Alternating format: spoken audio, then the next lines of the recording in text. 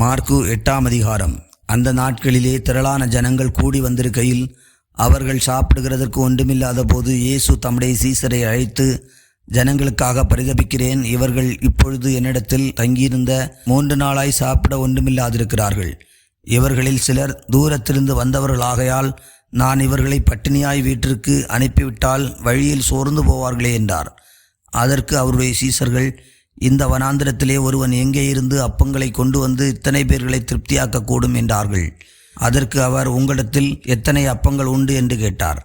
அவர்கள் 7 அப்பங்கள் உண்டு என்றார்கள்.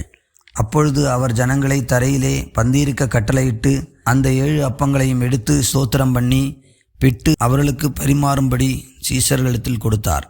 அவர்கள் ஜனங்களுக்கு பரிமாறினார்கள். சில சிறுமீன்களும் அவர்களிடத்தில் இருந்தது. அவர் அவைகளையும் ஆசீர்வதித்து அவர்களுக்கு பரிமாறும்படி சொன்னார். அவர்கள் சாப்பிட்டு திருப்தி அடைந்தார்கள். மீதியான துணிக்கைகளை 7 கூடை நிறைய எடுத்தார்கள். சாப்பிட்டவர்கள் ஏறக்குறைய 4000 பேராயிருந்தார்கள். பின்பு அவர் அவர்களை அனுப்பிவிட்டார். உடனே அவர் தம்முடைய சீசரோடு கூட படவில் ஏறி தல்மனூத்தாவின் எல்லைகளில் வந்தார்.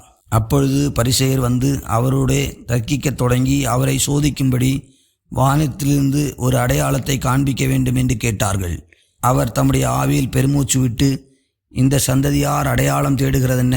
இந்த சந்ததியாருக்கு ஒரு அடையாளமும் கொடுக்கப்படுவதில்லை என்று மெய்யாகவே உங்களுக்கு சொல்லுகிறேன் என்று சொல்லி அவர்களை விட்டு மறுபடியும் படவில் ஏறி அக்கறைக்கு போனார். சீசர்கள் அப்பங்களை கொண்டு வர மறந்து போனார்கள். படவிலே அவர்களிடத்தில் ஒரு அப்பம் மாத்திரம் இருந்தது. அவர் அவர்களை நோக்கி, நீங்கள் பரிசேயருடைய புளித்தமாவை குறித்தும் ஏரோதின் புளித்தமாவை குறித்தும் எச்சரிக்கையாயிருங்கள் என்று கற்பித்தார். அதற்கு அவர்கள், நம்மிடத்தில் அப்பங்கள் இல்லாதபடியால் இப்படி சொல்லுகிறார் என்று தங்களுக்குள்ளே யோசனை பண்ணி கொண்டார்கள். இயேசு அதை அறிந்து அவர்களை நோக்கி, உங்களிடத்தில் அப்பங்கள் இல்லாதபடியினால் நீங்கள் யோசனை பண்ணுகிறதென்ன? இன்னும் சிந்தியாமலும் உணராமலும் இருக்கிறீர்களா? இன்னும் உங்கள் இருதயம் கடினமாயிருக்கிறதா? உங்களுக்கு கண்களிலிருந்தும் காணாதிருக்கிறீர்களா?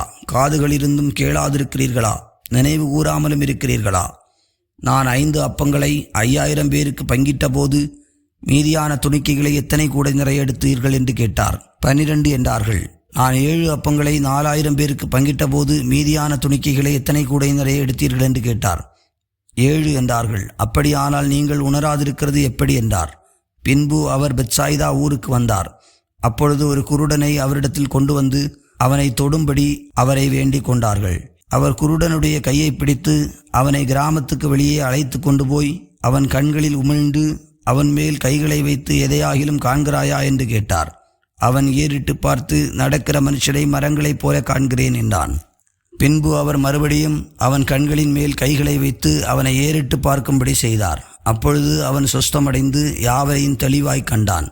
பின்பு அவர் அவனை நோக்கி, நீ கிராமத்தில் பிரவேசியாமலும் கிராமத்தில் இதை ஒருவருக்கும் சொல்லாமலும் இரு என்று சொல்லி அவனை வீட்டிற்கு அனுப்பிவிட்டார். பின்பு இயேசுவும் அவருடைய சீசர்களும் புறப்பட்டு பிலிப்பு செசரியா பட்டணத்தை சேர்ந்த கிராமங்களுக்கு போனார்கள்.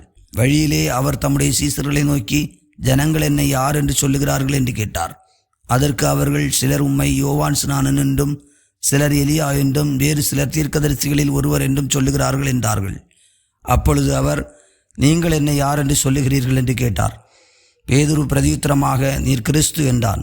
அப்பொழுது தம்மை குறித்து ஒருவருக்கும் சொல்லாதபடிக்கு அவர்களுக்கு உறுதியாய் கட்டளையிட்டார். அல்லாமலும் மனுஷகுமாரன் பல பாடுகள் பட்டு மூப்பராலும் பிரதான ஆசிரியராலும் வேதபாரகராலும் ஆகாதவன் என்று தள்ளப்பட்டு கொல்லப்பட்டு 3 நாளைக்கு பின்பு உயிர்த்தெழுந்திருக்க வேண்டியதென்று அவர்களுக்கு போதிக்கத் தொடங்கினார். இந்த வார்த்தையை அவர் தாராளமாக சொன்னார். அப்பொழுது பேதுரு அவரை தனியே அழைத்து கொண்டு போய் அவரை கடிந்து கொள்ளத் தொடங்கினான். அவர் திரும்பி தம்முடைய சீசரை பார்த்து பேதுருவை நோக்கி, எனக்கு பின்னாக போ சாத்தானே, நீ தேவனுக்கு ஏற்றவைகளை சிந்தியாமல் மனுஷனுக்கு ஏற்றவைகளை சிந்திக்கிறாய் என்று சொல்லி அவனை கடிந்து கொண்டார். பின்பு அவர் ஜனங்களையும் தம்முடைய சீசர்களையும் தம்மிடத்தில் அழைத்து, ஒருவன் என் பின்னே வர விரும்பினால் அவன் தன்னைத்தான் வெறுத்து தன் சிலுவையை எடுத்துக்கொண்டு என்னை பின்பற்ற கடவன். தன் ஜீவனை இரட்சிக்க விரும்புகிறவன் அதை இழந்து போவான். என் நிமித்தமாகவும் சுவிசேஷத்து நிமித்தமாகவும் தன் ஜீவனை இழந்து போகிறவன் அதை ரட்சித்துக் கொள்வான். மனுஷன் உலகம் முழுவதையும் ஆதாயப்படுத்தி கொண்டாலும் தன் ஜீவனை நஷ்டப்படுத்தினால் அவனுக்கு லாபம் என்ன? மனுஷன் தன் ஜீவனுக்கு ஈடாக எண்ணத்தை கொடுப்பான். ஆதலால் விபச்சாரமும் பாவமும் உள்ள இந்த சந்ததியில் என்னை குறித்தும் என் வார்த்தைகளை குறித்தும் எவன் வெட்கப்படுவானோ அவனை குறித்து மனுஷகுமாரனும் தமது பிதாவின் மகிமை பொருந்தினவராய் பரிசுத்த தூதர்களோடும் கூட வரும்போது வெட்கப்படுவார் என்றார்.